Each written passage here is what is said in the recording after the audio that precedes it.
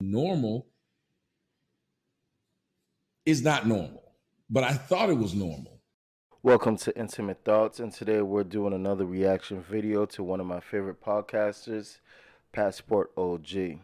Without further ado, let's get into it.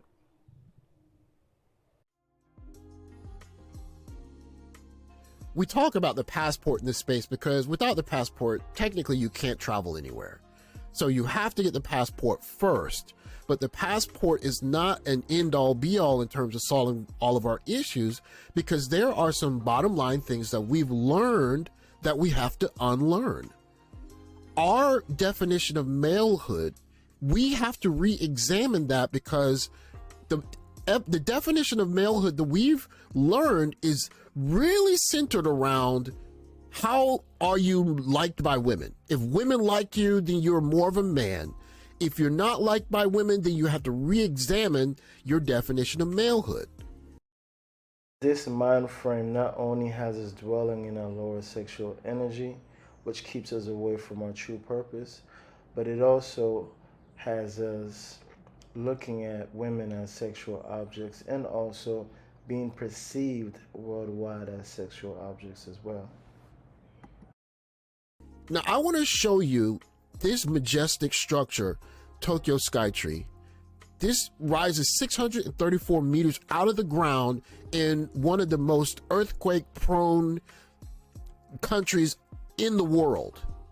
To build this kind of structure, a different kind of malehood is needed. A malehood that we don't necessarily have direct access to, because it is just simply not the kind of manhood that we're taught.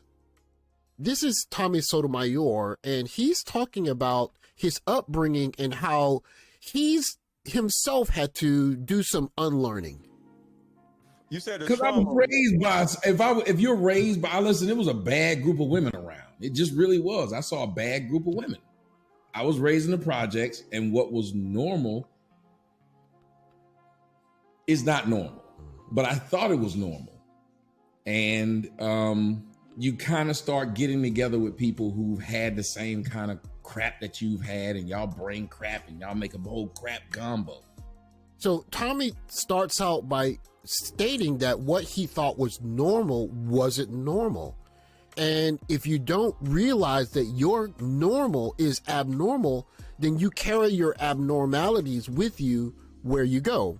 But then I end up with the mental part. You're attracted to it. It's like the old song that said, some people want to use you, some of them want to be. You kind of bring that thing in your life. And a lot of times we'll bring that thing in our life that we swear up and down we don't want.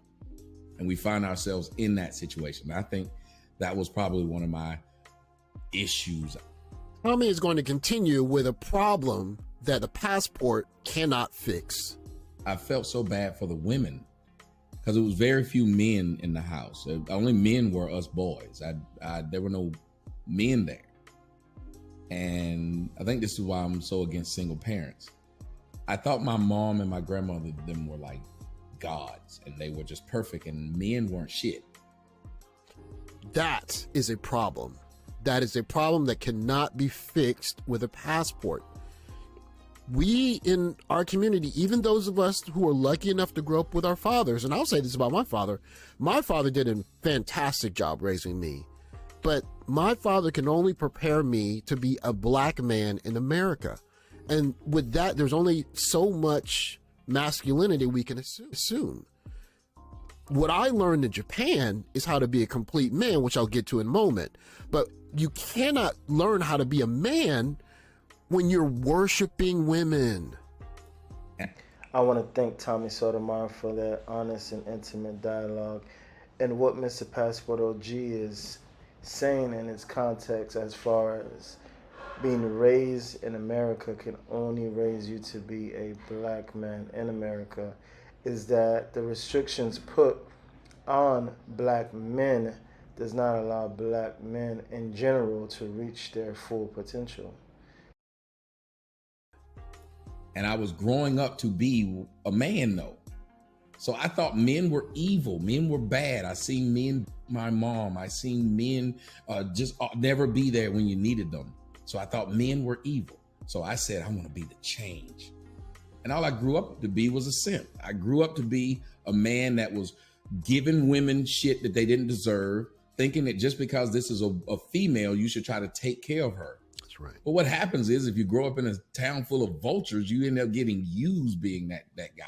And to this day, I still am that guy. You can listen to whatever people say about me, but most women don't say anything any bad about me. What he makes as a point is when we learn that manhood is centered around making women happy and that women are gods and we worship them, and if we don't complete the sentence, a real man, and then do whatever that is for the person that's asking it, we're not a man. You carry that overseas and you stick out like a sore thumb, because that's not what manhood is. I can relate with what Tommy Sotomayor is saying as far as growing up and not being cautioned to the ways of women. I always suggest this, and I'll continue to suggest this, because I know a lot of guys want to go overseas to get ladies, but you should get a mentor, and Tommy's going to explain that in a very brief couple sentences right here. You don't learn, when you're raised by a woman, you think that your job is to save everyone. You got to save the community. You got to be a mentor. When you're raised by a father says, you pick the woman that you want to take care of. You take care of that woman. You don't take care of all women. You take care of what's yours. You build yours. And that was my problem. I thought, well, my mom deserved a good man, even though she had kids by several men. So I should be with a woman like that. And then it took me a while to realize, wait a minute. No, I shouldn't. You should have your own. This is yakitori. If you know yakitori, you know it's absolutely delicious, especially when it's hot off the grill. And it is eaten in a place called an izakaya, where people gather together, and while they're consuming yakitori, they consume spirit and libations, if you will. One thing about conversation in izakayas is that the conversation is genuine. If you know about Japanese culture, there are a lot of rules in terms of social behavior, but a lot of those rules come off when you're having dinner together in izakaya. And so here you get to hear men talk like men. And I learned how to be a man, not just a black man, not just a black man that can function in America, but a man. Stoicism, how important women should be, dealing with emotions, all kinds of things. What is your purpose? How are you moving forward? What's your plan for the next 2-3 years?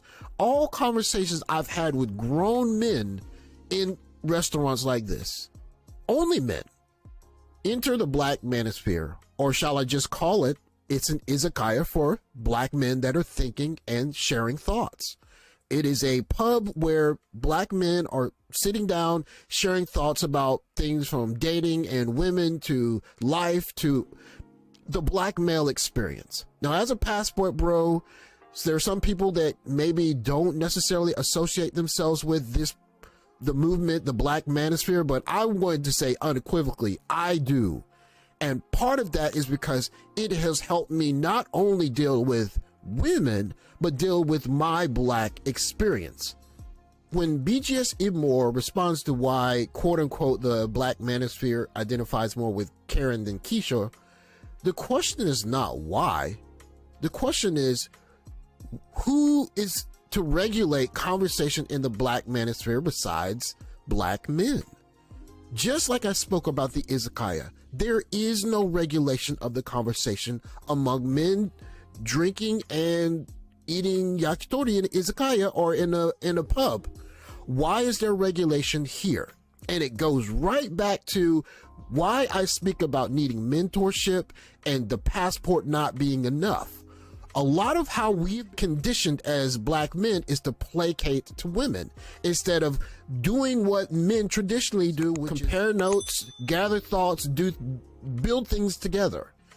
Unregulated by outside influence, in our case, women. Men need to learn how to be men. And when you go overseas, one of the best ways you can learn how to be a man is get mentored by a man who is not manipulated by women.